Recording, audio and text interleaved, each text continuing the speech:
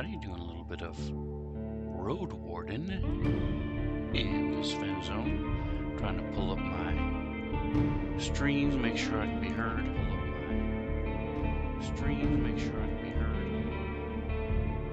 Streams, make sure I can be heard. Alright, let's turn down the computer a little bit.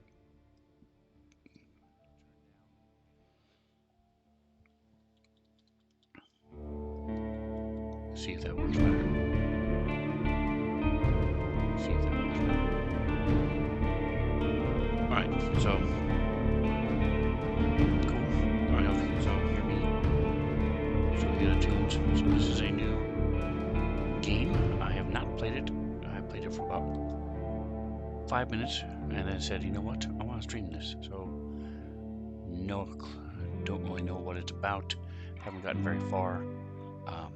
But I thought it would be fun to do.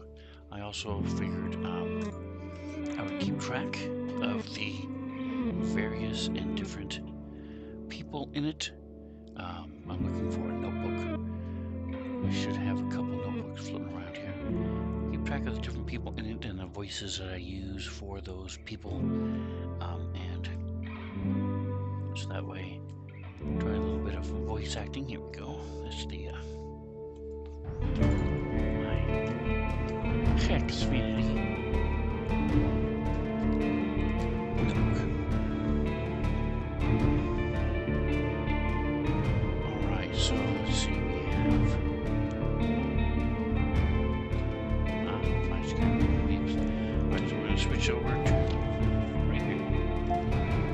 Start a new note.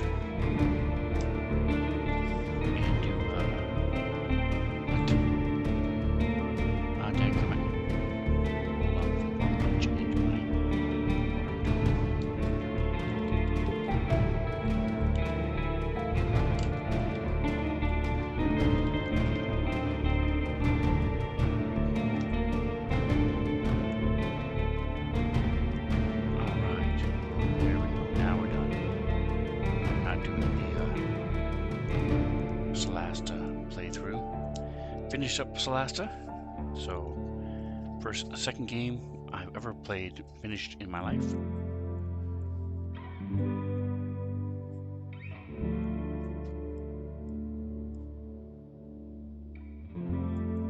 So I got excited, figured, hey, let's try knocking out this text-based game. It's got to be easy, right? It can't take that long, right? Sure. That's the ticket. So we're going to get this set up and ready to go. I'm going to pull up one of my other games on Fantasy Grounds, and then that way, when I come up upon people, I can roll for their voice. So yeah, that's the plan. See, that's the plan. See.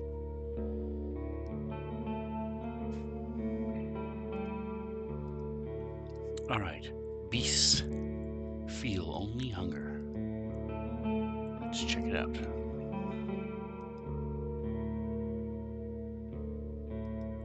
Why isn't it doing anything?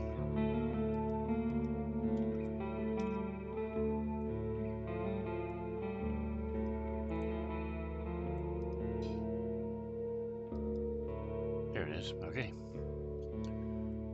Alright, so we're going to do the new game. Everyone knows to stay away from the wilderness. Most people would never risk a lonely journey. Roadwardens not only accept this struggle, they embrace it. They deliver messages, assist merchants, burn human corpses, and if possible, get rid of the beasts and highwaymen. They live on the road, die young or retire early. It's a dangerous job, but a respectable one, and it pays well. Alright, so my choice is I leave the safety of the city walls, but I still have my doubts. Well, if I have my doubts, it's not gonna get me very far, so let's leave the safety of the city walls. Difficulty mode. The choice can't be altered later on. So I have casual for those focused on the story, standard for those familiar with RPGs, and restrictive for those returning to Roadwardens. I would put myself as familiar with RPGs. Don't know why I don't have a cursor. Right, just a second here, folks. Let me see if I can restart this.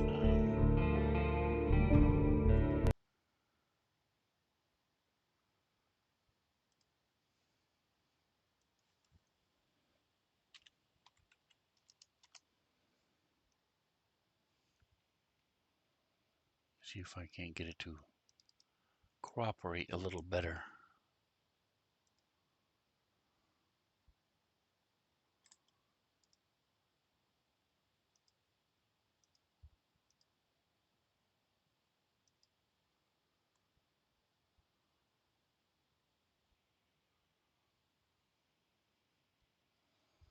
Alright, so I have a cursor now. The monks of the orders of the truth study rites tablets.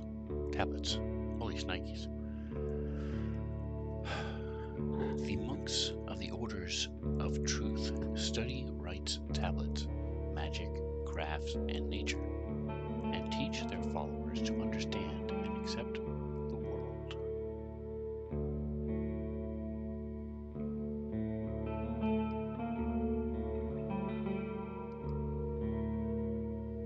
Okay, so I'm not supposed to have a cursor here, I guess.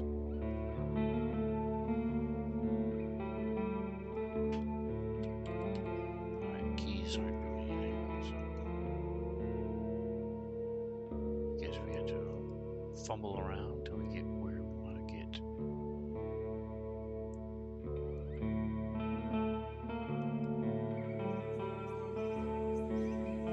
Alright, so we're doing standard.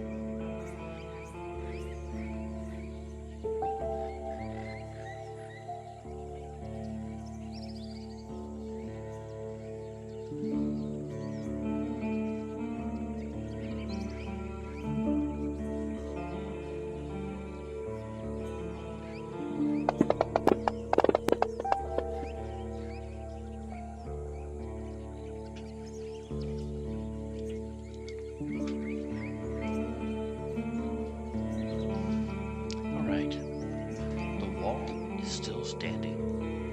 There are no wolves around, no stench of blood. Good signs. This should be the place you're looking for. You were supposed to meet with a group of soldiers, but you hear no voices, no sounds of labor. The gate is ajar, but the camp isn't safe. It may keep away the goblins and peddlers, but not beast folk, nor trolls. And night is near.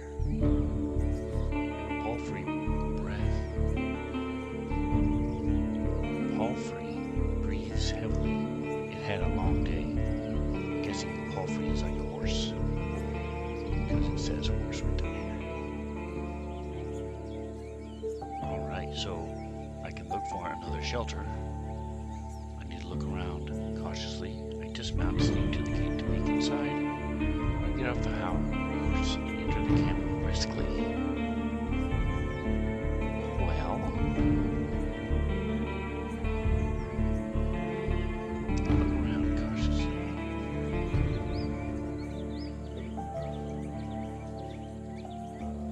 Considering the noise, you doubt that anyone noticed the clatter of hooves.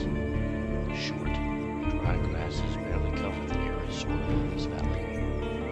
But you're maybe a minute away from the edge of the sparse woods, which get denser as they climb up the hills. At best, this trail has a few more years before getting overgrown for good. Hard to believe it's the only route north.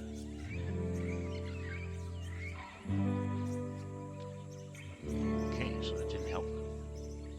We can dismount, sneak to the gate. inside. Don't like that. Keep losing the cursor. I'm not doing anything. I'm not pressing it or changing it.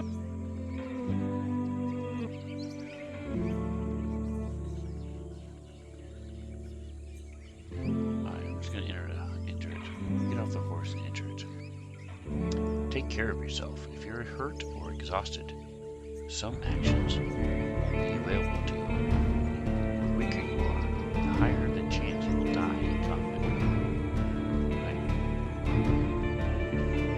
I have a heart. Again, cursor, but I have a heart.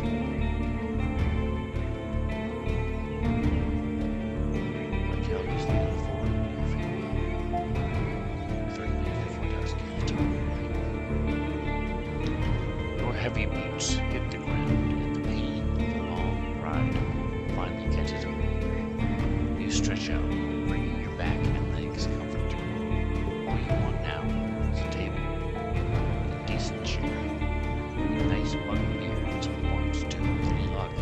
Your axe will be in here. I must move this down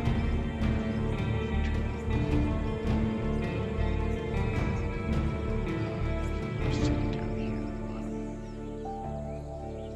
See if that continues to be out of the way. I approach the gate.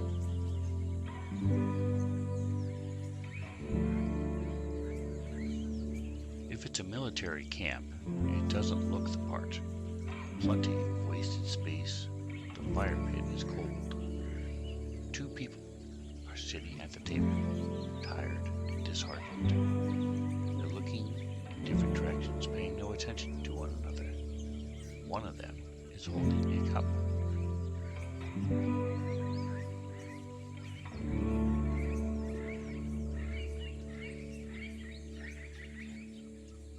I walk toward them. It takes them a few breaths to glance in your direction. The first person greets you with a wave of his hand. There are bags under his eyes. His beard is messy. Despite his simple shirt, he's wearing durable, decent boots. A mace, with the head covered in iron, hangs at his side, but he doesn't reach for it. I take a look at the second soul. Just like you, she's wearing a gambeson, but here hers is a bit loose, as if she took it off of a corpse. Her head is shaven, as if she's protecting herself from flesh-eating bugs. Her eyes are weary yet kind. She smiles, considering the squad was sent here half a year ago. These 2 surely looked the part, though there should be more of them. 8, you believe?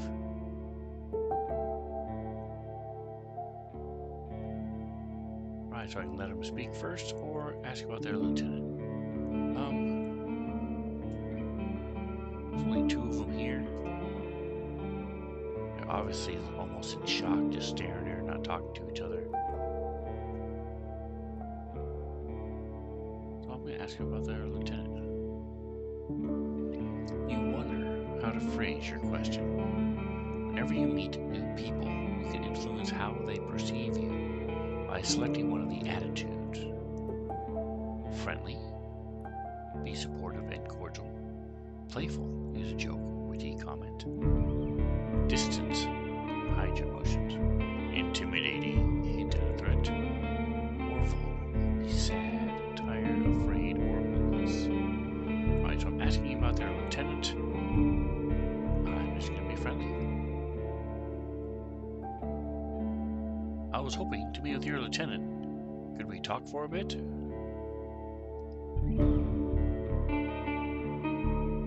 The woman lets out a loud sigh, dusts off her gambeson, and steps towards you. She pays little attention to the sword at her side.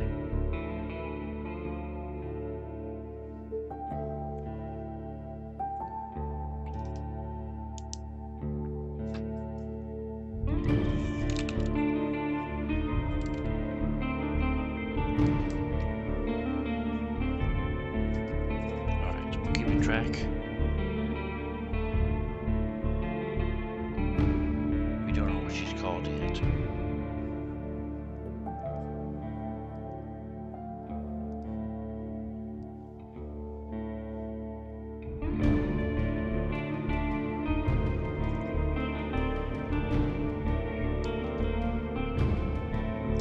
Most definitely can, you and I, though holding this rank is still somewhat new to me. Are you a messenger? Did you lose your mount? She observes with curiosity. Or are you looking for help? I'm your new Roadwarden. My horse is waiting outside.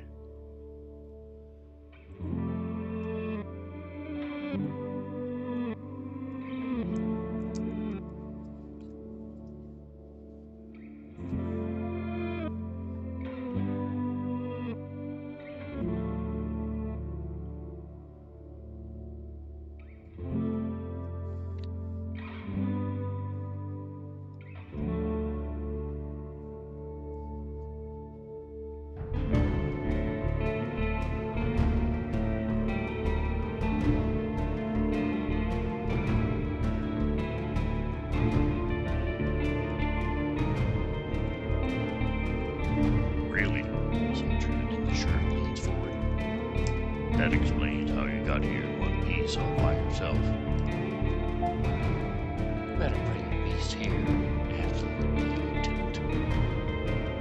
We have no hay, but I bet it dreams of dropping the saddle. I'm Julia, by the way.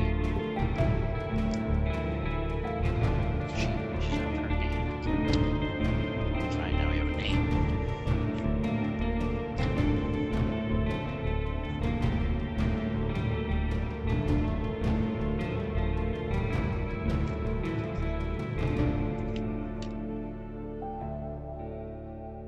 Could be a trap.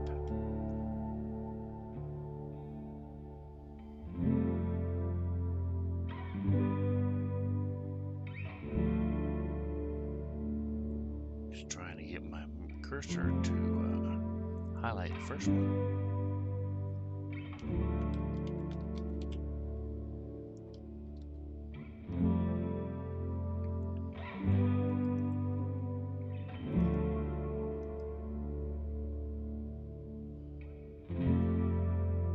How do you want people to call you?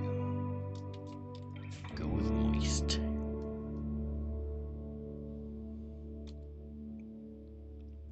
Her grasp is confident. The shake is slight. Just keep your horse away from the tents. She steps away. We don't need to smell his dung. There's one issue. The soldier in the shirt also rises to his feet. We've no tent to spare. You'll have to use a blanket or something. No problem. I enjoy observing the stars. You walk through the gate. Your mount looks around and snorts anxiously. Not many humans could ride a horse. It's not only taller than you, but also bulky, as heavy as it is strong. You can get in the saddle within a single breath. But most people wouldn't know where to even begin. From every side, it's a wall of flesh. Horses were brought to the Dragon Woods from the conquests in the south. They can trot for a long time, but won't outrun some of the local monsters. Your palfrey needs you to survive, but without it, you too would be lost.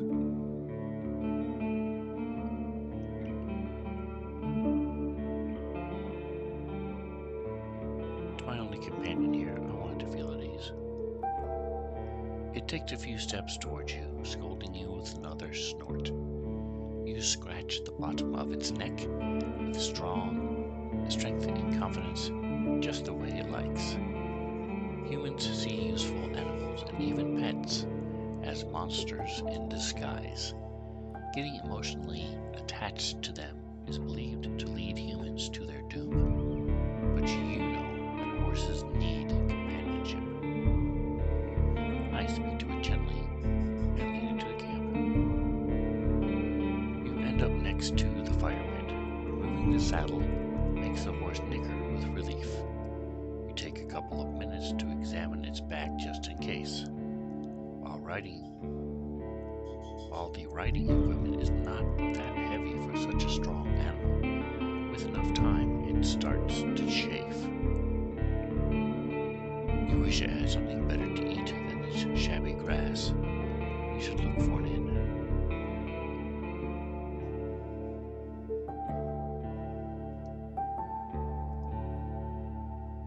I need to unpack. You haven't brought that many things, and you lost one of the sacks while fleeing the Crimson Corpse Eaters. Worst of all, you have no rope left, but maybe the soldiers could share one. Shouldn't cost more than the dragon bone. Aside from the travel set, you own a few valuable possessions, essential for your trade. Alright, so I can either be a fighter, a mage, or a scholar. My first playthrough, I don't want to be a scholar.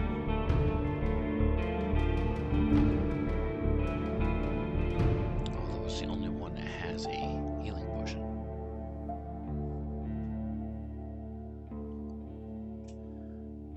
I think I want to learn more about the 3 classes while I drink my dubby.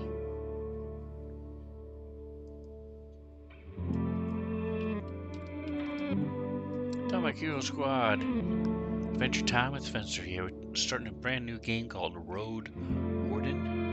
We finished our Celeste playthrough. Second game in my life that I've finished.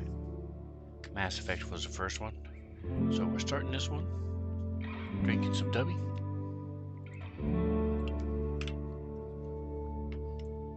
It has come time to pick my class.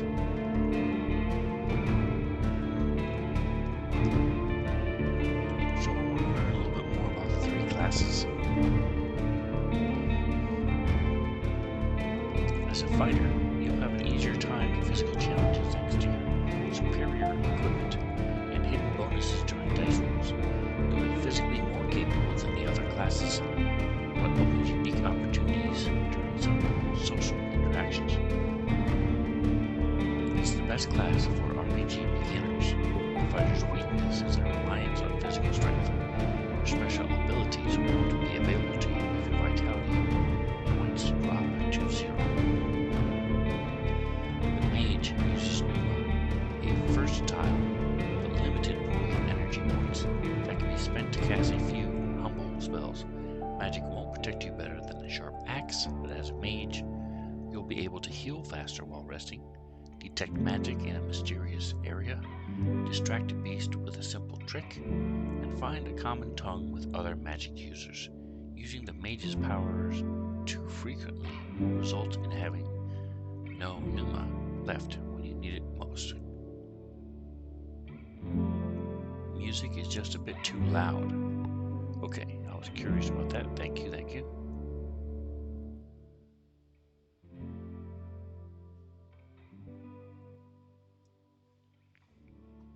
Let's see if that helps. The scholar will know more about the world's mysteries than you, helping you take advantage of some unusual situations. Your character will impress the locals with its knowledge, and you'll be able to read the sparse written clues without anyone's assistance. Scholars struggle with combat more than the other classes, but with enough carefulness and exploration, you gain access to alchemical mixtures that will help you escape from many dangerous situations.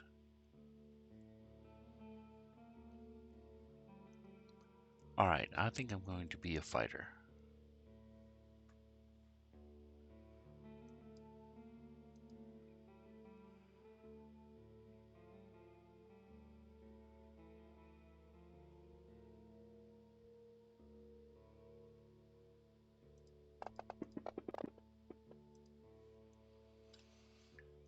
Alright, I now have an armor. Taking hits will damage your armor. You can then fix it in various settlements.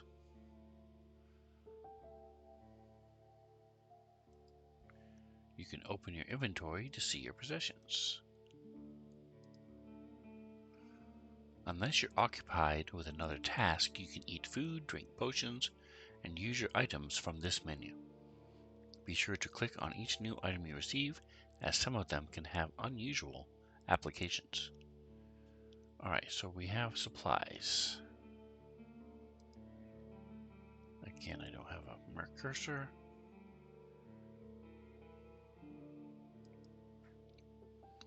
Food rations. The fresh snacks spoil fast outside of a cellar, while long-lasting foods are either expensive, like honey or dried meat, or require cooking before consumption, like beans or grains. Most travelers spend their nights in taverns, huts, and villages where they can trade for cheap, warm meals, or even eat leftovers for free. As a result, food rations are eaten only when necessary.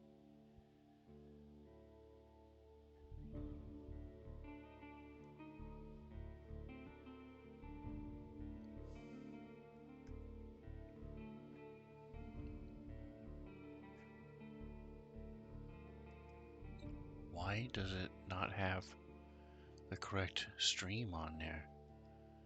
That says I return to the soldiers. That's what is happening.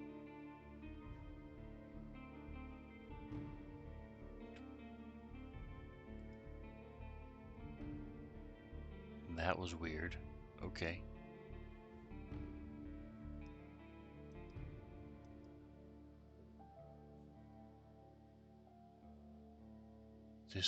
Okay, this thing is really messed up. Alright, so it's not working right. Give me just a moment. I'm going to try this again. Try to leave, and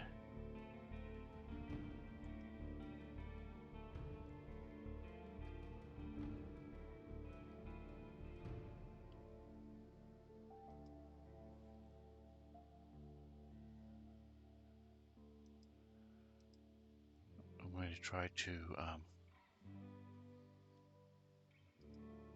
restart it, see if that helps. Because not only it's bad enough that it was not working correctly, but then it's also not showing the screen on my stream when I'm doing different things. So let's try this again. I don't have a cursor. It's very frustrating, very hard to use. Yes.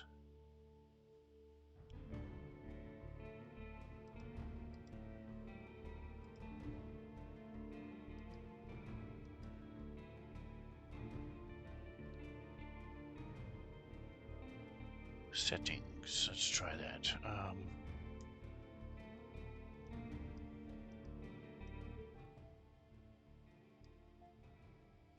Maybe if I stick it in a window, that will help. Let's see.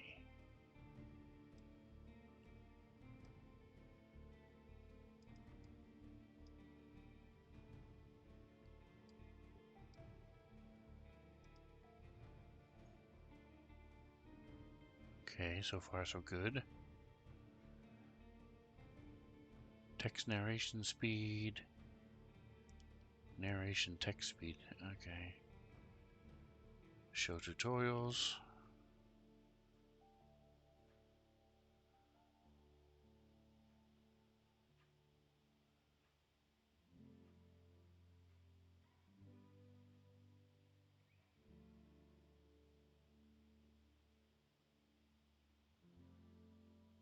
Alright, that's good.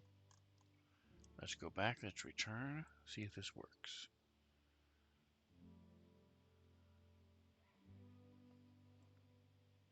Alright, so we'll continue and see if this helps.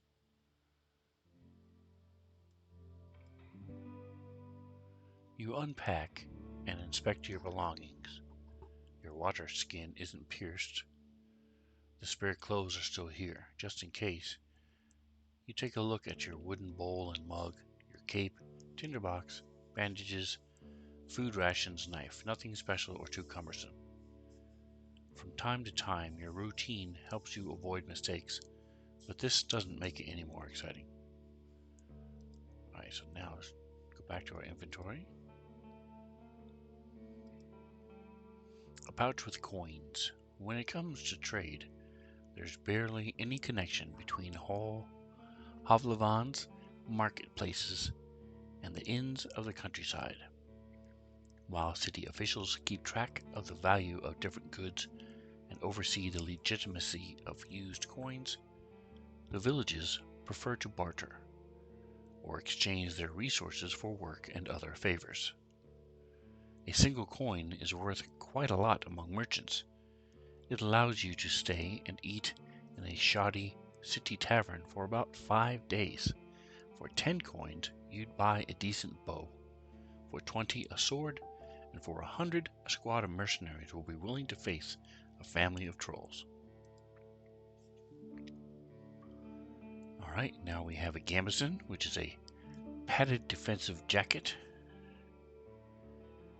Padded jackets are an essential piece of any armor set. They protect the wearer's chest, abdomen, arms, and thighs.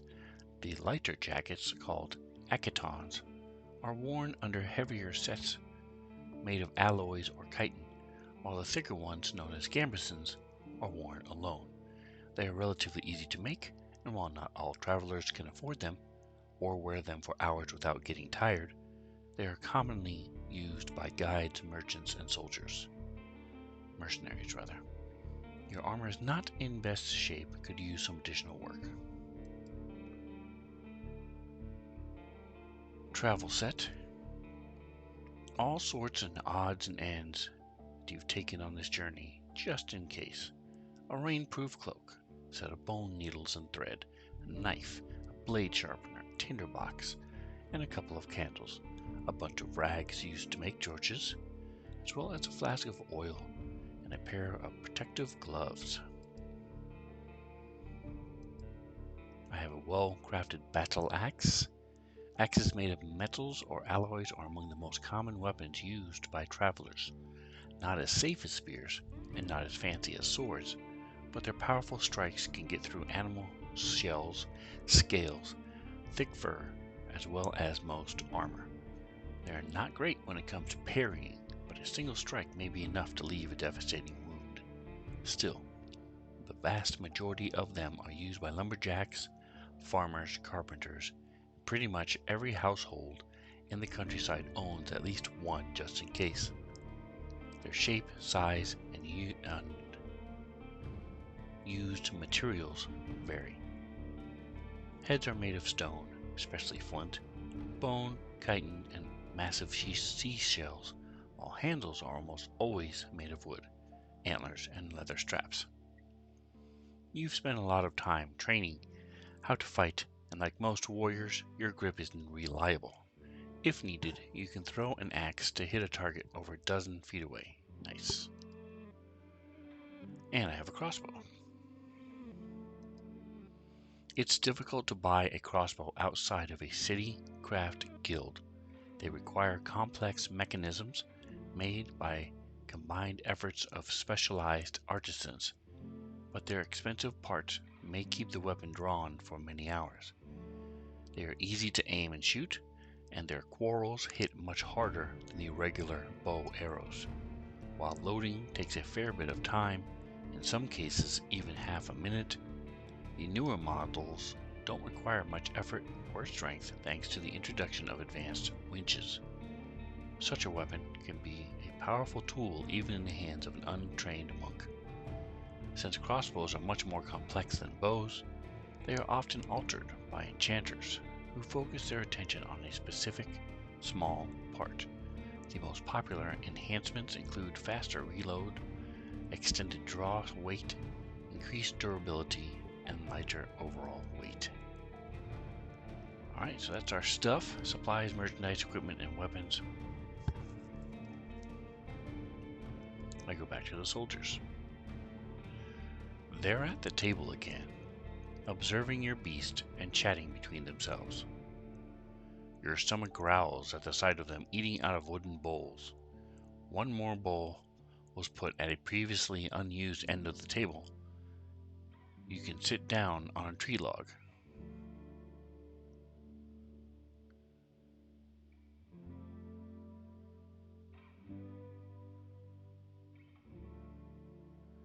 I join them and take a look at the meal. It's cold gruel, the meal eaten in times of hardship. This specific bowl is filled with water, hog millet, some strange-looking cereals, and blueberries. Welcoming you with a meal, even a humble one, is beyond their duty. Soldiers live with and for their companions, constantly on the move from one part of the realm to another, making sacrifices to protect their group as they face dozens of hideous creatures. Their lives are filled with discipline, hardship, and camaraderie. Roadwardens, on the other hand, learn how to work by themselves. They seldom engage in open combat, patrolling the same roads for years. They help the settlements stay in touch, but also maintain commerce, settle down, forge friendships. When there are no laws to follow, they use their own judgment. Different responsibilities, different lifestyles. I eat quickly, not focusing on the taste, and then talk to Tolia.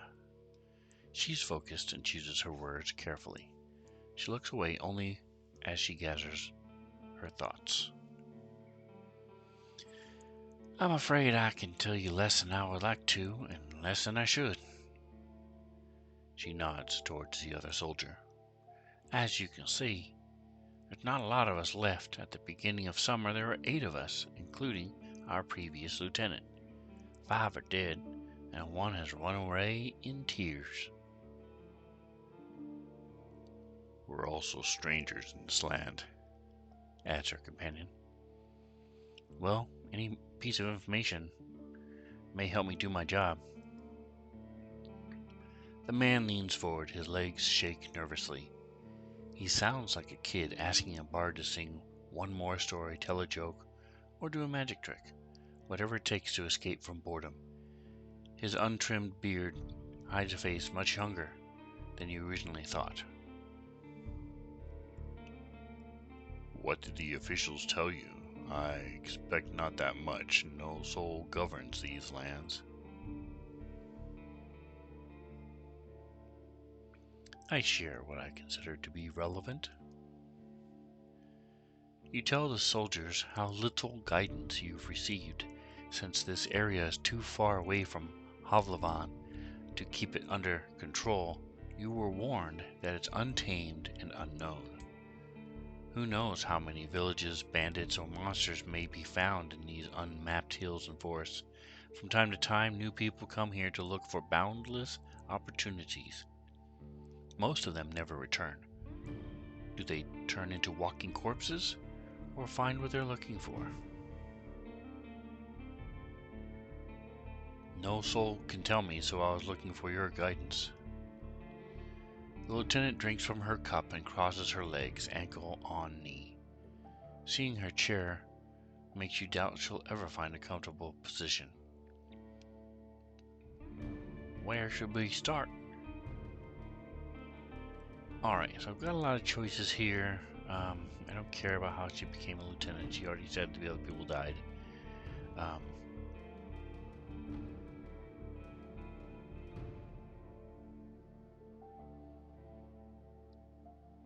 Any ideas what happened to the previous Roadwarden? Aren't you a bit late for a rescue mission? We ain't heard from him for almost half a year. The soldiers speak for a bit between themselves, trying to get their story straight. They confirmed he had stopped by their camp a few times, but stopped showing up at all in early summer. The bearded soldier starts to scratch the table with the tip of his knife without looking at you.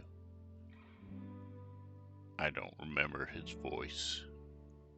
Always busy, drowning in things to take care of, he would sit somewhere, sharpen his sword, fix his loud mail, clean clothes, write notes on that wax tablet of his. Yep, and leave at dawn, unlike us. Asterion never gets bored. Tulia lets out a joyless chuckle. He's secretive, but some of the locals speak about him warmly. Maybe he just don't like us. Well, this sounds as if you're not sure if he's dead or not. If anyone knows, they won't tell us. Maybe someone is keeping him in the basement. We haven't seen him or his Saurian. Something ate them, I bet. The officials have hired you, right? They don't expect him to return.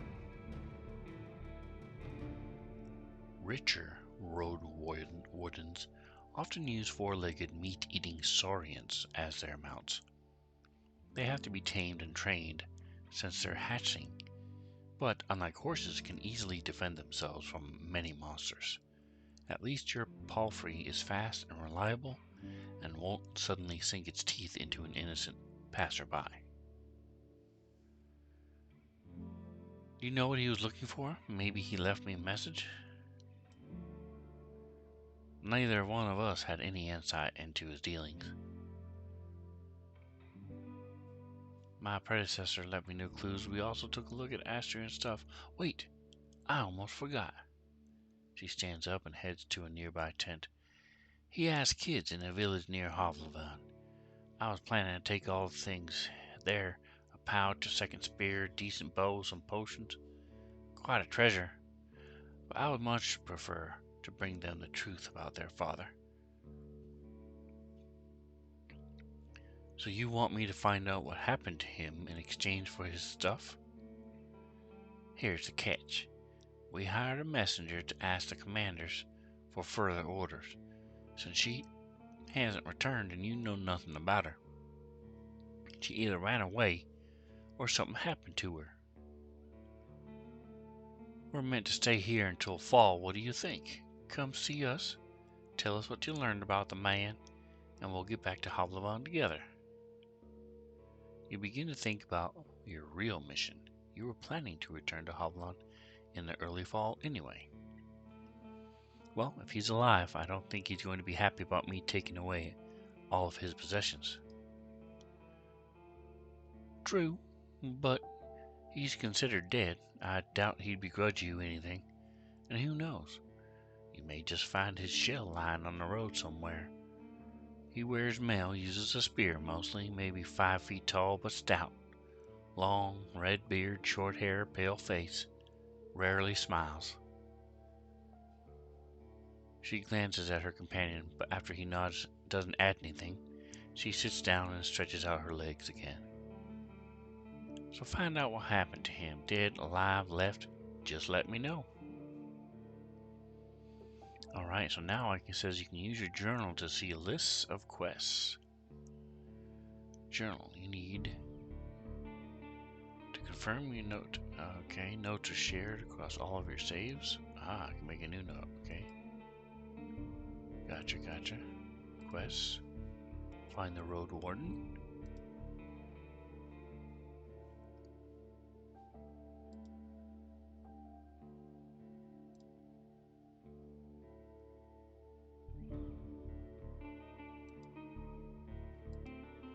Alright, so it's got a nice little bit of information about here. All this stuff. Cool. Okay, return. Alright, so next we can ask about the rope. I've lost my rope. Could you spare one? You're in luck, she says. She heads towards one of the crates and moves aside a large linen sack, revealing a rope.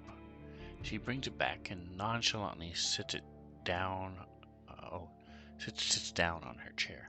Take it. I was planning to leave it behind. I take a closer look. It's a fine rope made of hemp fibers. I take it and offer some food in return. Tulia leans forward and rests her forearms on her thighs, looking down with the clasped hands, then meets her eyes. I'd normally refuse, but we need some decent food.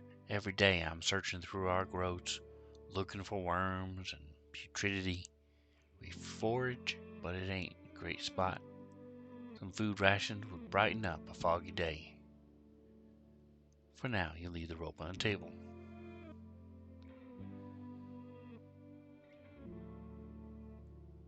What happened to your squad? Bandits and monsters. A strong band, though. When we got to the peninsula in the spring, we saw some people living in this camp. The lieutenant decided to avoid it and look for an inn. We had to travel through the night for a bit. If he had decided otherwise, we would all die that day. The innkeeper explained that the camp is a trap, that the armed ones pretend to be soldiers. Stay there at night and lose everything you have. Well, that sounds like slave hunters. Very much so. They killed some, took others away, who knows where. They were letting the northerners go, hoping to avoid their wrath. It kind of worked. We asked them for help, but they refused. We had to clear the entire camp on our own, and that's why 3 of our people died.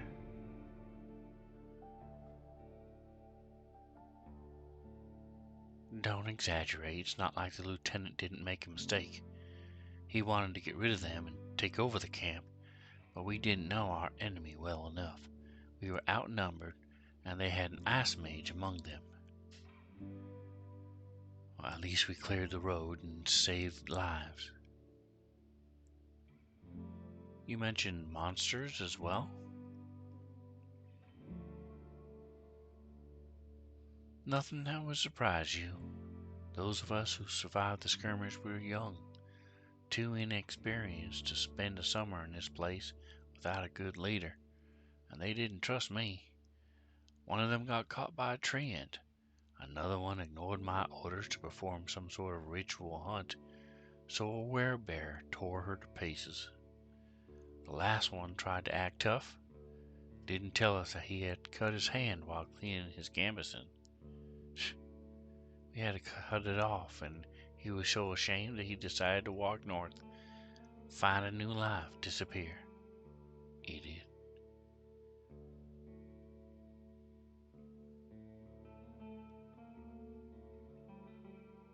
I stay silent. Tulia seems defeated.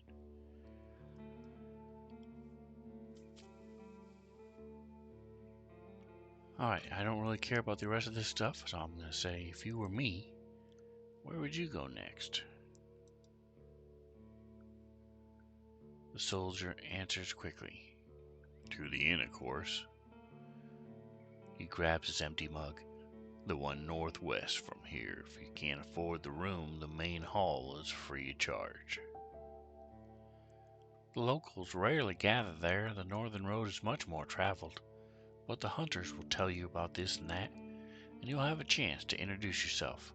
The innkeeper can listen and knows many souls. Any tips on how I can make a good first impression on him? Avoid cheap jokes. Stick to trade. Don't waste his time. Show him that you can be relied on. Alright, and it says before I continue my journey, I need to ask them about the peninsula. What should I know about the peninsula? I'll tell you what I know, and you'll be the judge. How long did it take you to get here from the city? On a decent palfrey, I'd guess it would be 3-4 days. When you confirmed, she continues. From here, you can reach the coast in about a day, as long as you don't make any stops. Do you know the situation? Why no ships can get here? You nod.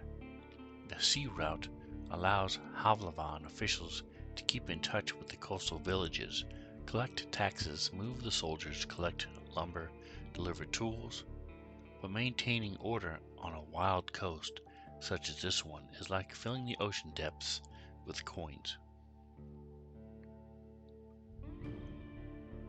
Because of the rocks, you can hardly stop a ship 5 miles from the shore. Boats can't get much closer. I don't know much about fishing, but there's not that many people living by the shore, and they don't crave to stay in touch with the city folk. She pauses, and her companion carries on.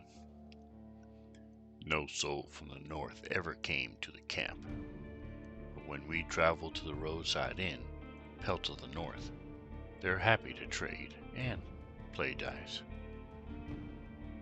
Why not just stay at one of the settlements?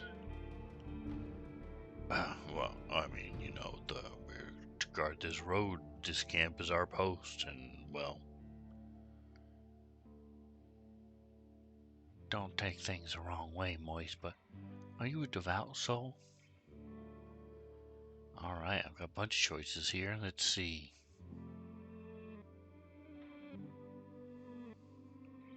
I could be a part of the United Church, or I could follow the teachings of an order of truth.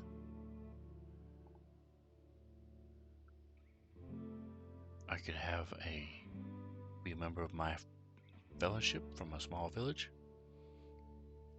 I could be a pagan.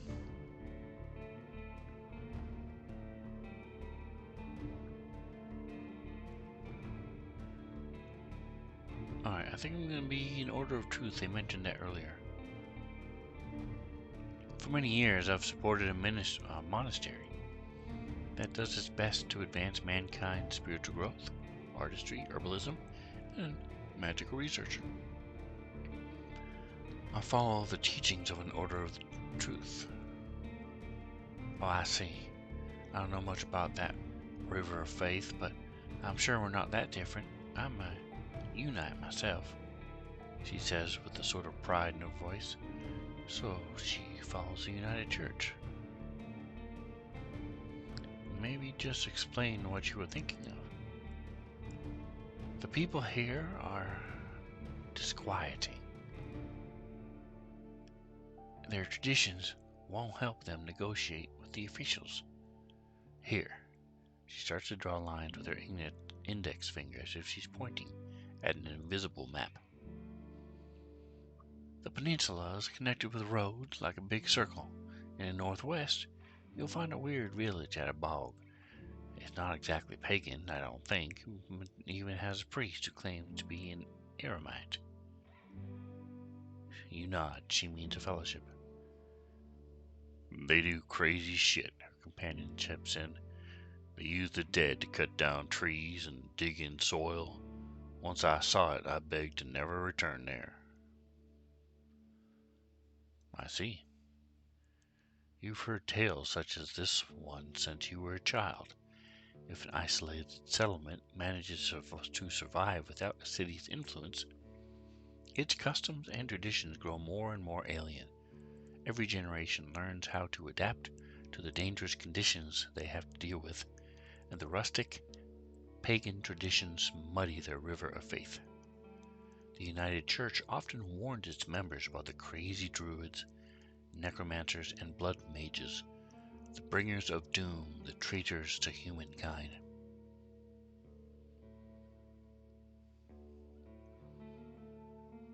Any monster worth mentioning? Anything that could catch my mount? We saw all sorts of beasts. Goblins, treants, cats, large and small, runners, howlers, wolves, spiked boars, mouflon eaters, griffins, but we managed to stay away. Some could catch up with most mounts, though a palfrey should be fine. The trees are so tall that the flying creatures keep to the coasts and mountains. There's not that many humans around, and the animals are busy fighting among themselves. They fight more for food than territory. Don't provoke them and ride fast. Just count on luck.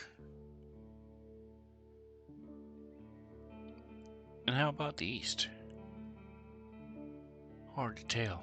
We weren't there only once. There are hills, forests, rivers. We saw a tunnel sculpted in leaves and branches, but we didn't enter it. Wilderness all around. That's all I need to know. I'm afraid we can't do more for you. Alright, so I don't care about how she became a lieutenant. I don't care about their mission.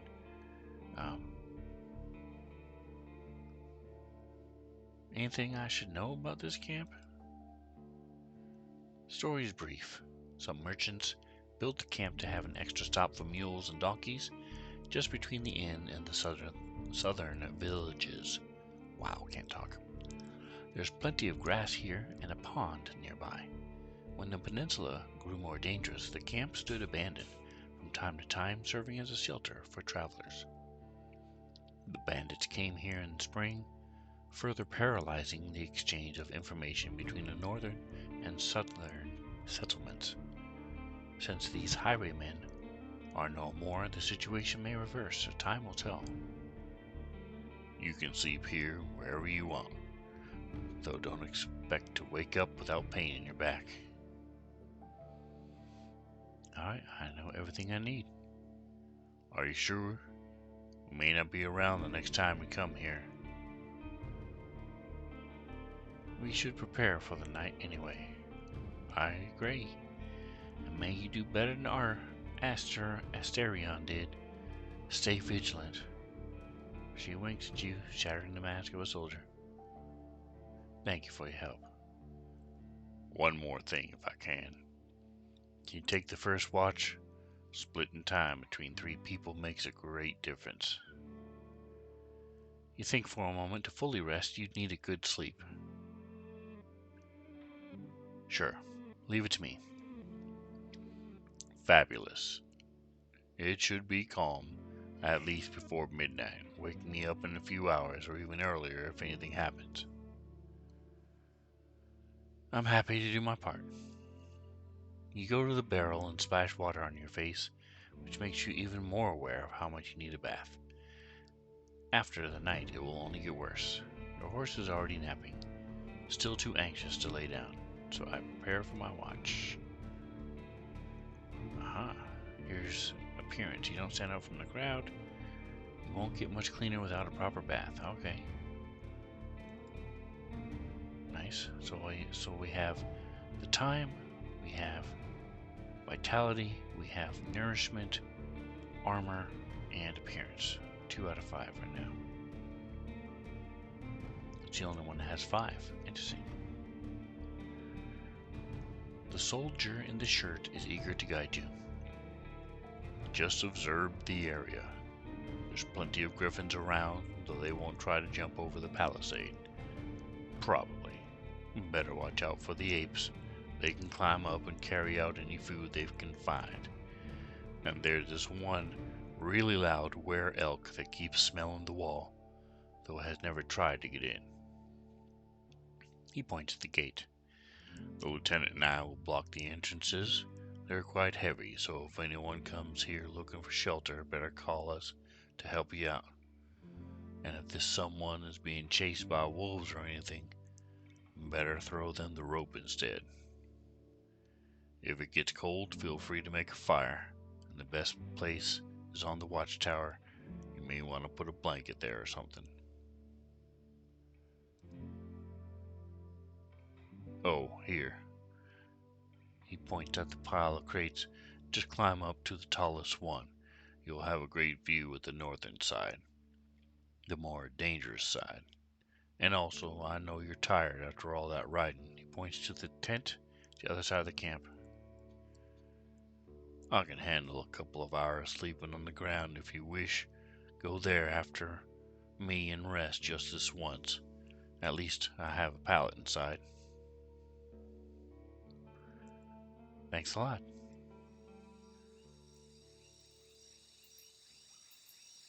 You put your blanket on the tallest crate and sit down. The night is warm, but the sporadic summer breeze brings gentle refreshment. From time to time, your back aches and you have to force yourself to keep your eyes open. The light of the moon helps you focus on the tall grasses. For most of the time, you spot smaller critters and birds, but there are exceptions. At one point, you see a 3-horned deer trying to challenge another. Before they clash their antlers, a 2-legged dragonling appears, leading its much smaller offspring. The furry beasts try to intimidate the predators with roars and aggressive head movements. After a few moments, both sides walk away slowly, not willing to risk the fight or to admit their defeat. I don't let it distract me. I keep looking around. You hear the death screams of distant prey, and the mating calls of monkeys. Runners are chasing a gray hare. A group of musk oxen lazily chew the grass, preparing themselves to sleep. A dusk fox is running together with a lynx, making playful screeches. Thankfully, you never have to interfere. You sit there watching the not-so-distant forest, trying to outlast your sleepiness. You can only guess how much time has passed. Once you feel you've had enough, you climb down and go to a tent, waking up the bearded man with just a few words. You can confirm that nothing important has happened. I gather my things and squeeze into the tent. I use my bag as a pillow, put my blanket on a pallet, and cover myself with a cloak. Sleeping in a tent is not the stuff of dreams, but it's a much welcomed rest. The pallet keeps the cold soil away. The moonlight saves the outside world from the eerie gloom. You listen to your own breath and find a comfortable position, and your new job starts tomorrow. I focus on the real goal of my journey. The Merchant Guild wants me to take control of this realm. Your gardening duties are secondary first and foremost, or your wardening duties.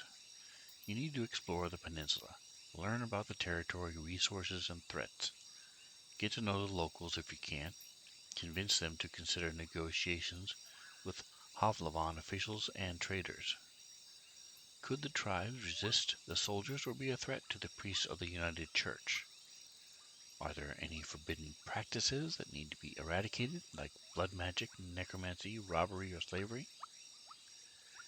Well, at least I have time, 40 days to be exact. I need to be as thorough as I can. Once I finish my reconnaissance, I should speak to Tulia and return to Havlavan. There, you'll report back to your employers and get your reward. In the meantime, you have your own goals to pursue. Alright, so I have my own special goal I get to pick. I need to gather some extra coins to save my siblings. I need to gather some extra coins so I can retire early.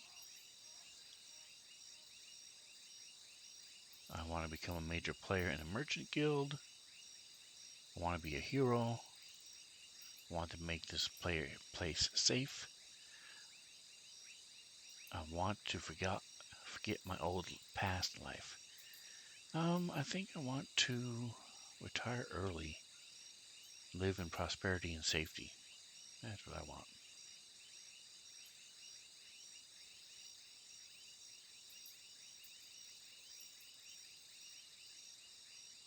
You can't travel during the night. Press the sleep button to rest. Your half-asleep senses are catching the sounds of the wild forest. Your instincts keep you alert and anxious, though the pleasant, humid, late summer air evens it out slowly. You're thinking about your goal, but you need to gather your strength. All I can do now is rest. Alright, so I'm going to hit sleep. Sleeping in a tent. You can spend a night in a borrowed tent. It's nothing special, but it will protect you from the wind and rain, and the ground won't be painfully hard or cold. So I'll gain a heart. I will lose hunger and affection. Okay, sleep.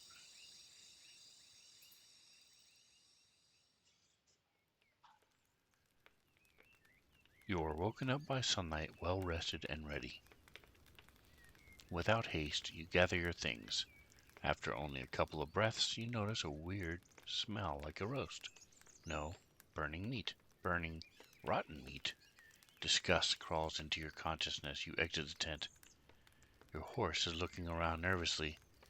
Your bags are where you left them, and you see an open gate. Alright, so I do need to eat.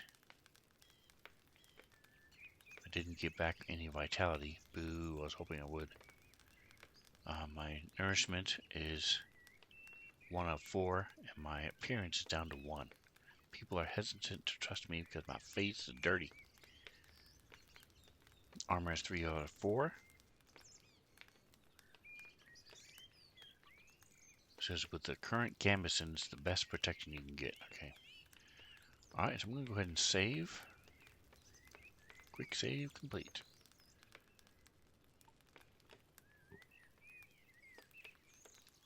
Is it settings? How do we get out of here? Yep, quit.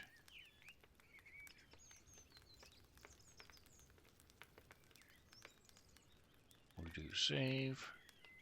Click. Yes. Alright, well, hey. Thank you, folks. Appreciate you stopping by, Atomic, hanging out.